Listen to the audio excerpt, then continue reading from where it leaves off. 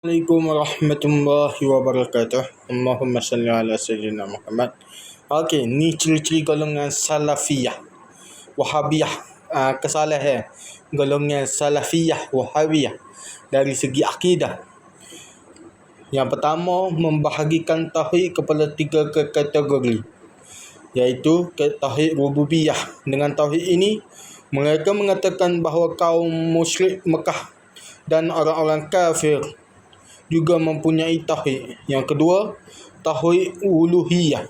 Dengan tauhid ini mereka menafikan tauhid umat Islam yang bertawasul, beristirasah dan bertabaruk, sedangkan ketiga-tiga perkara tersebut diterima oleh majoriti ulama Islam, khususnya ulama 4 mazhab. Yang ketiga, tauhid asma dan sifat. Tauhid versi mereka ini boleh menjerumuskan seseorang ke lembah tasbih dan tajsim. Yang pertama, menterjemahkan istiwa sebagai bersemayam ataupun bersela. Yang kedua, menterjemahkan yad sebagai tangan. Yang ketiga, menterjemahkan wajah sebagai muka. Yang keempat, menisbahkan jihad, yakni arah kepada Allah, arah atas ataupun jihad ulia. Yang kelima, menterjemah janb sebagai lambun rusuk ataupun rusuk. Yang keenam, menterjemah nuzul sebagai turun dengan zat. Yang ketujuh, menterjemah sa' sebagai betis. Yang kelapan, menterjemah asabi sebagai jari-jari dan lain-lain. Yang ke-9, menyatakan bahawa Allah Subhanahu Wa Taala mempunyai surah atau rupa.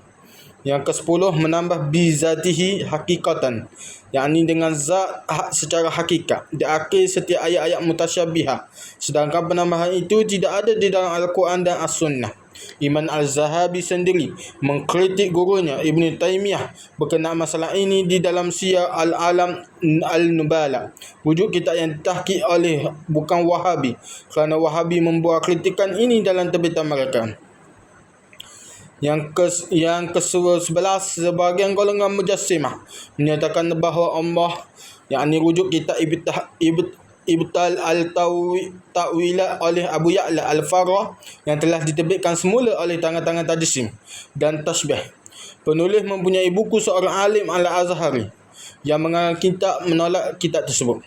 Mempunyai gusi, yakni al-Lathah, dan gigi raham al-A'ras, akan duduk bersama Nabi Muhammad SAW di atas aras, mempunyai mulut fam. Yang kedua, tafwid yang digambar-gemburkan oleh mereka adalah bersalahan dengan tafwid yang dipegang oleh ulama Asy'ariyah. Yang ketiga, memahami ayat yang mutasyabihah secara zahir tanpa huraian terperinci dari ulama muttabar.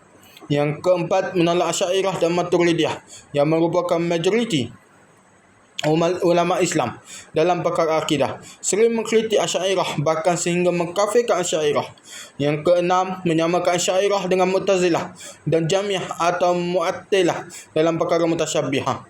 Yang ketujuh, menolak dan menganggap pengajian sifat 20 sebagai satu konsep yang bersumberkan falsafah Yunani dan Greek. Yang ke-8, berselindung di sebalik mazhab salaf, padahal bukan salah pun, hanya Wahabi. Yang ke-9, golongan mereka ini dikenali sebagai Al-Hashawiyah, Al-Karamiyah, Al-Musyabbihah, Al-Mujassimah atau Al-Jahwiyah di kalangan ulama ahli sunnah wal jamaah. Yang ke-10, sering menjaja kononnya Abu Hasan Al-Asy'ari telah kembali ke mazhab salaf setelah bertaubat dari mazhab Asy'ariyah. Yang ke-11, mendakwa kononnya ulama Asy'ariyah tidak betul-betul memahami fahaman Abu Hasan Al-Asy'ari, bahkan sering mendakwa kononnya mereka adalah pengikut iman Abu Al-Hasan Al-Asy'ari yang sebenar. Sungguh lucu dakwaan sebegini. Yang ke-12, menolak takwil dalam bab mutasyabihat. Yang ke-13, sering mendakwa bahawa ramai umat Islam telah jatuh ke kancah syirik.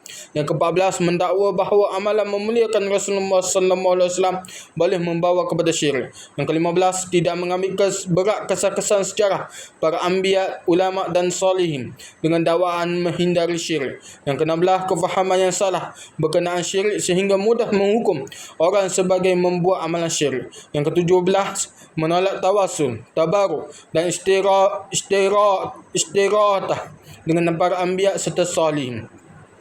Yang ke-18, menganggap tawasul, tabaruk dan istirasah sebagai cabang-cabang syirik. memandang remeh karamah para awliya, menyatakan bahawa ibu bapa dan datuk Rasulullah sallallahu alaihi wasallam tidak terselamat dari azab api neraka. Yang ke-21, Maharakam mengucap radhiyallahu anha bagi ibu Rasulullah sallallahu alaihi wasallam, iaitu Sayyidatuna Aminah radhiyallahu anha. Yang ke-22, menamakan malaikat maut sebagai Malizra'i adalah bid'ah. Fatwa Saleh Utsmaini.